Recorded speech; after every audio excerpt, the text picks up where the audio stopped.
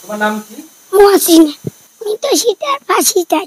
7.5 বছরের বাচ্চা মেয়েকে ধর্ষণ করছে।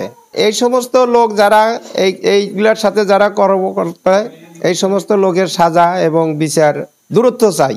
রাত 1:10 সময় 7 বছরের শিশু সে যৌন নিপীড়নের অভিযোগে এখানে ভর্তি হয়েছে। তাকে যৌন নিপীড়ন করা হয়েছে এ মর্মে একটি শিশু ভর্তি হয়েছে আমাদের এখানে। আমরা প্রাথমিকভাবে তাকে অ্যাসেস করেছি। অ্যাসেস করার পর তাকে শঙ্কামুক্ত অবস্থায় পেয়েছি, যদিও সে মানসিকভাবে অনেক বিপর্যস্ত। ভাই বোর্ড বাড়ির ছিল না, না থাকার কারণে দেখা যায় আমার বাড়ির পাশে টাওয়ার হইতেছে, তো ওই জায়গায় ওই লোকগুনার একটু সুযোগ পায় কাজটা করে ফেলাইছে। তাকে হাতে নাতে ধরা পারছি আমরা।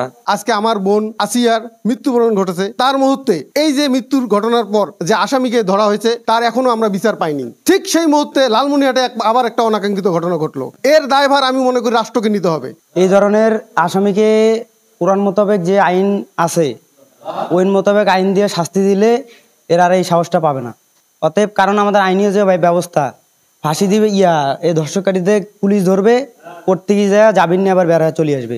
অতএব এদের আইনের মাধ্যমে দেওয়ার দরকার নেই, জনগণের হাতে তুলে দিয়ে কোরআন মোতাবেক যে শাস্তি আছে ওই শাস্তি করলে এদের আর এই সাহসটা হবে না। হাতীবান্ধা থানাধীন গডিমারি ইউনিয়নের পিতৃভাতা 2 নম্বর ওয়ার্ডে একটি যৌন নির্যাতনের ঘটনা ঘটেছে।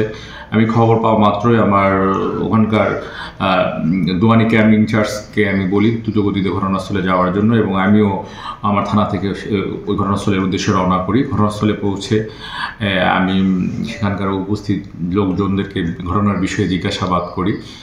ভিকটিমের বাবা মা প্রতিবেশীদেরকে আমি জিজ্ঞাসাবাদ করি, বিস্তারিত জানি, ঘটনার বিষয়টা জানি, এবং ঘটনাস্থল থেকে আমি আসামিকে গ্রেপ্তার করে তাকে থানায় নিয়ে আসা হয়। এবং ভিকটিমকে আমরা প্রথমে হাতীবান্ধা উপজেলা স্বাস্থ্য কমপ্লেক্সে আমরা পাঠাই, এবং সেখান থেকে আবার উন্নত চিকিৎসার জন্য লালমনিরহাট সদর হসপিটালে পাঠানো হয়েছে।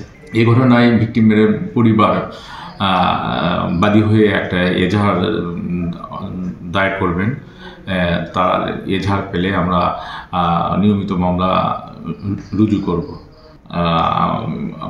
আমরা ধৃত আসামিকে জিজ্ঞাসাবাদ করতেছি, এবং এ বিষয়ে আমরা এই মামলার বিষয়ে আমরা সর্বোচ্চ আইনগত ব্যবস্থা যেটা সেটা আমরা গ্রহণ করব।